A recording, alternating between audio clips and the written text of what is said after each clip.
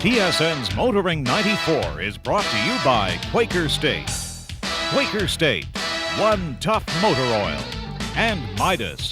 For brake, exhaust, suspension, and steering service, trust your car to Midas.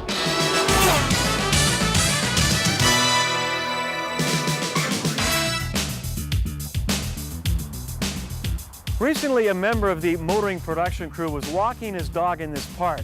It was like any other afternoon. That is until he spotted a vehicle parked on the grass just over there with the front end jacked up.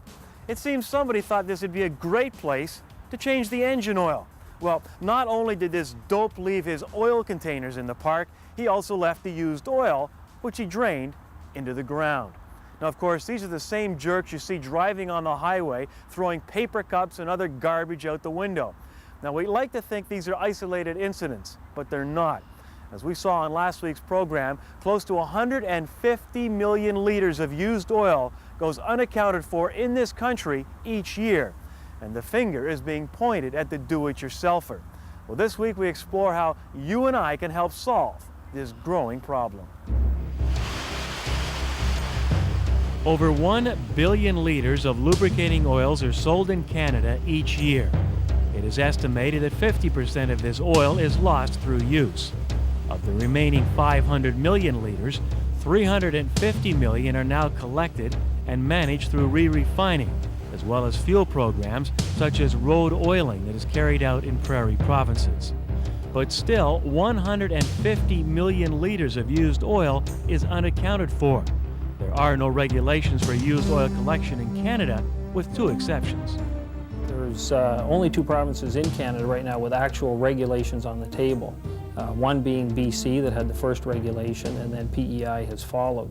And the basic regulation states that if you sell lubricating oil or motor oil, you must have provisions in place to take it back in its used form from the person who purchased it from you. And you have two options. Either you can take it back at your place of business, or you can direct your consumer to a place where they can dispose of it properly. In Ontario right now, we entered into a voluntary action.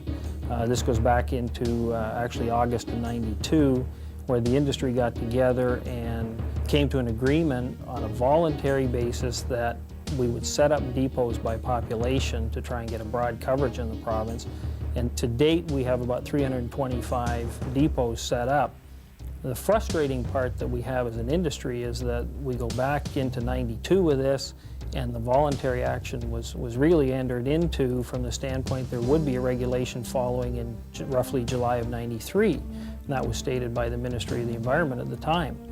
Since that time, we haven't seen a regulation, and people who went into the voluntary action in the good faith there would be a regulation and they wanted to do the proper corporate response are feeling a little bit taken aback right now because the regulation is not followed.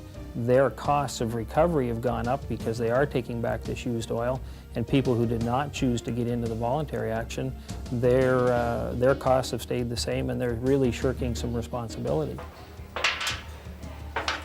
Quaker State designed a unit, we call it the Enviro Aware system, and it is a two steel drums, a drum within a drum, and it meets all the fire codes, and actually it's a worldwide accepted unit for hazardous waste.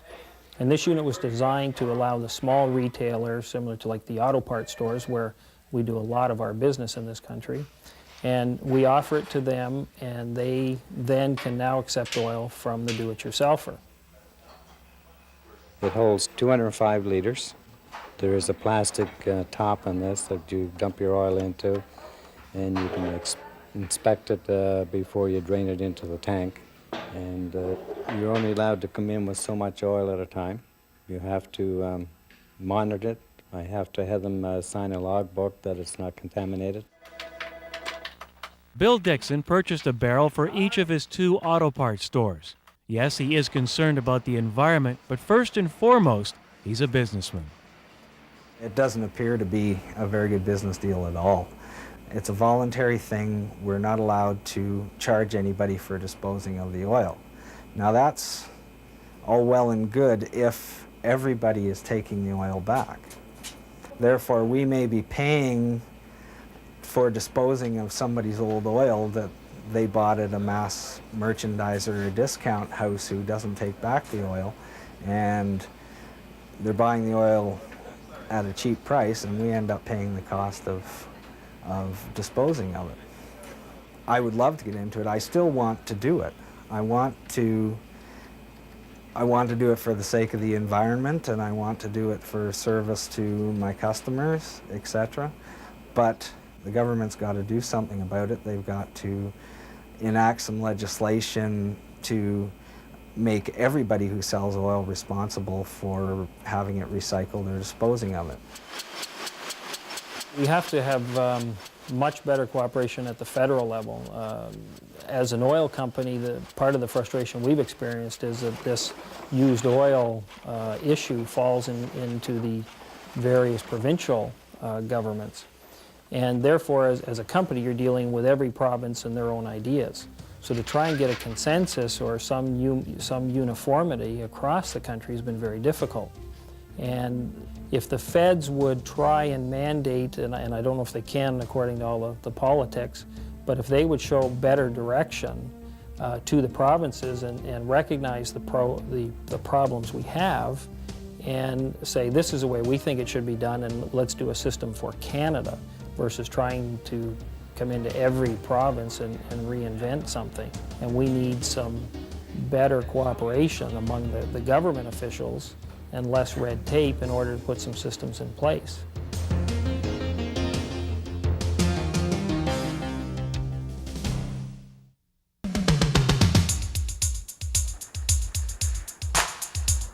Test Drive with Graham Fletcher. This week on Test Drive, we look at the 1994 Acura Integra. Now, this is the third generation of this car, and as you're about to find out, it's definitely the best one to date. The improvements in the car's overall performance starts with the suspension. This year, the ride comfort has been increased substantially without any sacrifice in the handling department. A brace between the shock towers adds to the overall body rigidity, further enhancing the handling characteristics. The improved ride quality is down to the softer spring rates and beefed up progressive rate shocks. The Integra features double wishbone suspension both back and front. The advantage this gives the car is that it minimizes camber change during transition. This has made the car very quick through the pylon test, and in fact one of the best we've tested in a long while. Only right at the limit did body roll and mild understeer become evident. Complementing this wonderful design is a very precise variable rate power-assisted steering setup. Point the car and it obeys almost instantaneously.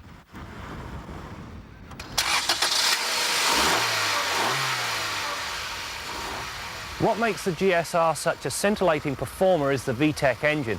It produces 170 horses and 128 pounds-feet of torque. The truly neat part, though, it produces more horsepower per litre than any other naturally aspirated engine. Vtec is the acronym for Honda's variable valve timing and lift electronic control system. Below 4,400 RPM, the rocker arms follow a cam profile that yields maximum torque. Above that figure, the valves are operated by a third rocker arm that follows a high lift, longer duration cam profile. This optimizes high-end performance.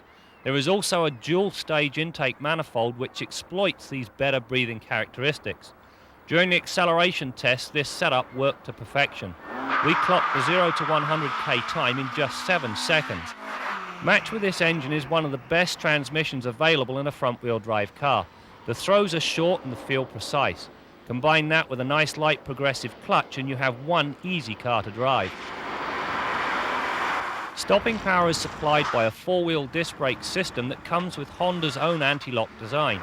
Stopping distances are at just 116 feet from 80k, respectable. That said, not all is right here. The logic module that controls the anti-lock brakes intervenes far too early. The result is longer than necessary stops in anything but dry conditions. The algorithm needs rethinking. As with any other 2+2, the rear seat environment is very cramped. However, fold either or both halves of the split folding rear seats down and you end up with an inordinate amount of cargo space. The drawback? The lift over. It's far too high. If anything slides forward, it's very difficult to retrieve. Inside, the GSR is nicely appointed. There is a full slate of power items plus cruise. The dash is simple and straightforward, as are the climate and radio controls. The front seats are heavily contoured, featuring large base and back bolsters. These provide the required level of support when you use the car to its potential. As is becoming commonplace today, there are airbags for both front passengers. Well, that's it for this week's test drive. As I indicated off the top, this is the best Integra to date. However, before I go, I've got a couple of minor peeves. First of all, putting the sunroof switch on this side of the dash is absolutely ludicrous.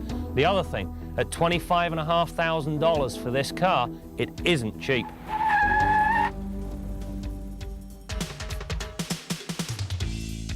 It's time for an update on our long-term Impreza.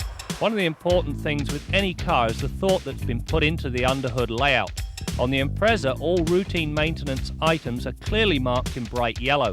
Access to the spark plugs is simple because of the engine's flat 4 configuration.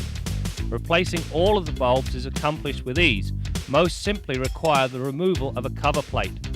One of the neat features on the Subaru are the spirit levels on each headlight. These make adjusting the lights a piece of cake. Now there's no excuse for improperly aligned headlights because most people have access to a flat piece of ground and a screwdriver. The only downside to the Subaru is the placement of the fuse box. It sits high up on the left kick panel. The other problem is trying to relate the pictogram to the actual fuses. They should be numbered or otherwise identified. Next week, we'll take a look at the Volvo. You know, it's said that everybody likes to complain about the weather, and that's probably true. But I have never heard Bill Gardner complain about the weather. Mind you, as Bill tells me, when you run an automotive repair shop, you've got plenty of things to complain about without the weather. But having said that, Bill's subject this week is all about bad weather and its potentially damaging effect on the automobile. The past winter was a pretty severe one weather-wise. A lot of snow, a lot of cold weather, a lot of freezing rain.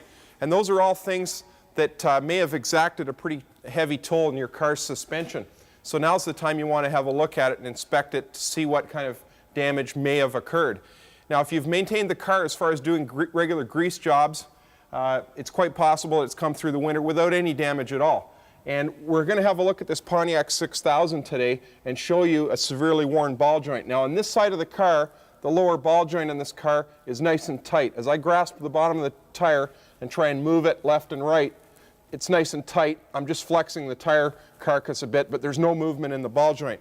But when we come over to this side of the car, you're going to see something dramatically different. See all that kick in the wheel? You can see a lot of movement in that tire, and that's all as a result of a worn lower ball joint. This one's really badly worn, and that's translating into a lot of movement in that tire that's going to cause us excess tire wear, some handling difficulties, and it represents an unsafe condition because that ball joint's pretty close to separating. Now we're going to go over to the bench in just a minute and have a look at a couple of ball joints on the bench. I just turned the steering out so you can get a little bit better look at this one. You can see all that movement in that lower ball joint. Now, there's different methods of checking ball joints depending on which type they are. There's load carrying and non-load carrying ball joints, and they're checked in a different fashion. In some cases, you actually have to lift the car up by its lower control arms in order to properly test those ball joints. And on other cars, you have to add shims to the suspension in order to check them. That's something your mechanic can do for you. Let's go over to the bench and have a look at those other ones. Over here in the bench, you can see what a good ball joint looks like. This is the new one that we're about to put in the Pontiac 6000. Now, the housing of this ball joint has 3 holes in it, and originally it was riveted to the lower control arm. We're going to chisel the rivets off with an air chisel, and then it will be bolted on to reattach it, and that's a normal procedure. Now, some ball joints are press fitted into the control arm, and you force them in with a little press.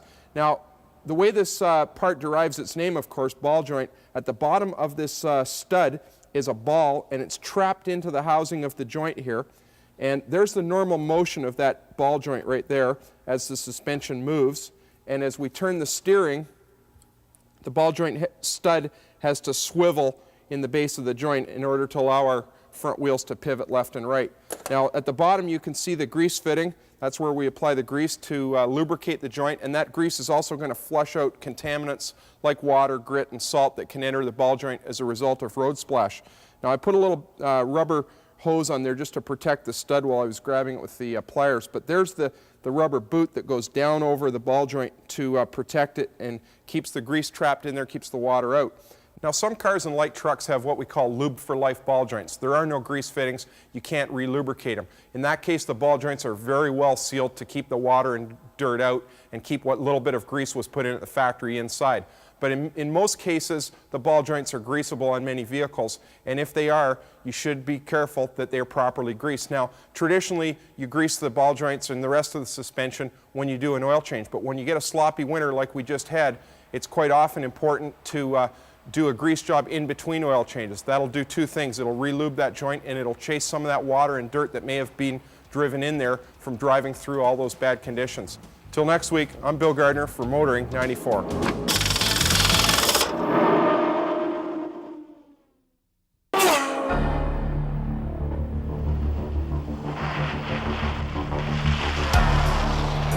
The Hummer is back.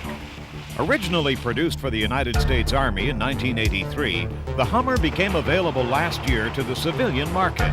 And this year's model even features cup holders. Generally, in the retail side of our business, those who are buying it for personal use, whether that's hunting, off-road exploration, or just fun. There are many different variables there. But the growth in the business is more on the commercial side or non-military government users who need a vehicle with tremendous capability, versatility, and indeed go-anywhere capability.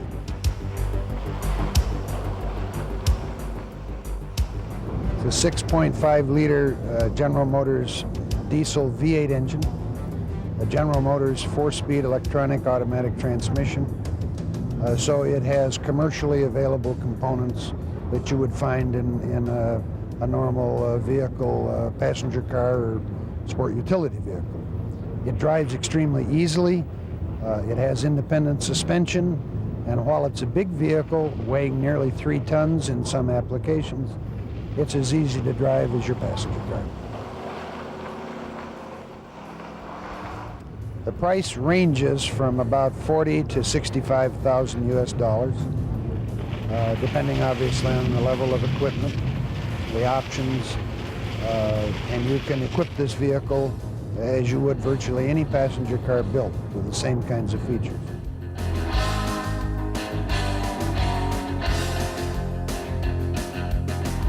This is Performance World Customs Car Show's 5th year. For 25 years, it was known as the Motion Show, and we purchased it from Dizzy on his retirement. We're North America's 4th largest custom car show. This year, we have over 200 vehicles with a value of about approximately $15 million in restoration, accessories, whatever, put into the cars on display in the show. We have General Motors and their salute to Trans Am's 25th anniversary. We have Mustang's 30th year salute. We have a LaSalle, 1935 LaSalle, all customized. Took the gentleman 7 years to build, there again out of his garage. This is Canada's most prestigious custom car show. It kicks off the spring fever to getting their cars back on the street. Everybody comes down, looks, the adrenaline starts pumping, they get excited, back into the garage, get the tires blown up, wax their cars, shine them, out they go, and the power is on the street.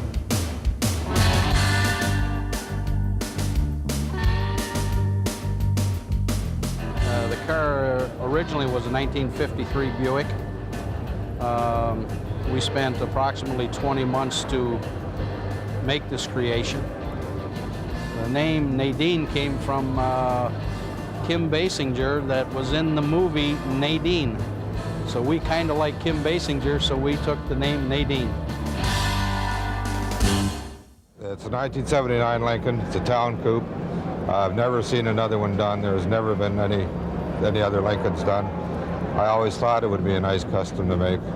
There's so many people around say that you can't make a nice custom out of a 1970s car. And we went out to prove that you could do it. And this is what we came up with. The hydraulics, they operate remote control. There's two pumps, like snowplow pumps in the trunk, along with two big trunk batteries, or truck batteries. And it's something that, the car looks really nice when it's low, but you can't drive it if it's too low, so you have to have something adjustable to make it adjustable. So I bought this as a parts car, first of all, I told her. She was a little upset when she found out I bought another Lincoln, so. But we've been married 30 years, so she's pretty patient. She understands. Our Midas tip of the week concerns when to do a compression test. It's a good idea to do one early in a vehicle's life to establish a benchmark for what's right and wrong. Most manufacturers won't quote actual numbers. So make a compression test and write those compression pressures down under the hood or record them somewhere for future reference. Then another time you want to make a compression test is if the engine is running poorly, down on power, or has a really rough idle, or is burning oil. Those are all reasons you'd want to do it. For example, this 87 three-cylinder Sprint had a severely rough idle and almost no power. It had a burned exhaust valve.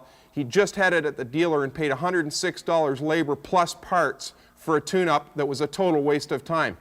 No amount of tuning or replacing of parts will correct a problem like this. It had 180 psi in one cylinder, 135 in the next, and 0 in that third cylinder with the burned valve. There was no point making that tune-up. He wasted his money. That's your Midas tip of the week. You know, Jed Clampett might have been happy to find oil in his backyard, but I'm sure not. I'll be right back in Kenzie's Corner. Kenzie's Corner with Jim Kenzie. This is a liter of oil. It happens to be our sponsor's oil, but it could be just about anybody's. Now, the crude from which this is refined is only found in a few places in the world, and some of them aren't that easy to deal with, like Russia, the Middle East, Alberta. Hey, just kidding, Calgary. But for all the trouble and expense we go through to get crude oil, you'd think we'd be more careful with lubricating products. It turns out that Canadian do-it-yourselfers are responsible for losing about 150 million liters of used oil every year. It's dumped into landfill sites, poured down the drain, or just dumped on the ground. Now, you can re-refine used oil to make useful new products from it. But first of all, you've got to get the raw material. Canadian re-refiners are at the leading edge of technology in this area, but they have trouble finding enough stuff. They've got to go to the States to import used oil. Come on, Canadians, we've got to do better. There are two approaches we can consider. First of all, every retailer of oil should be forced to set up a collection container so the used oil can be returned. Secondly, we need a financial incentive, a deposit on oil, rather like the deposit on pop bottles, so that Canadians have an incentive to bring that used oil back to be recycled. Now, there'll be problems putting these things together for both the industry and the government, but 150 million liters, we've got to try something. I'm Jim Kenzie.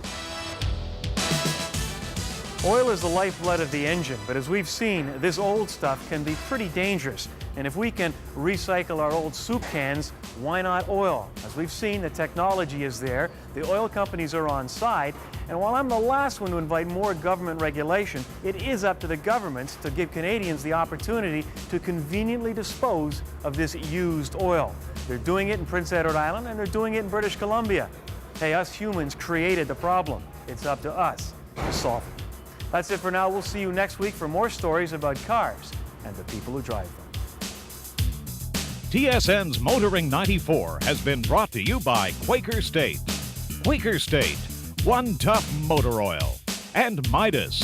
For brake, exhaust, suspension, and steering service, trust your car to Midas.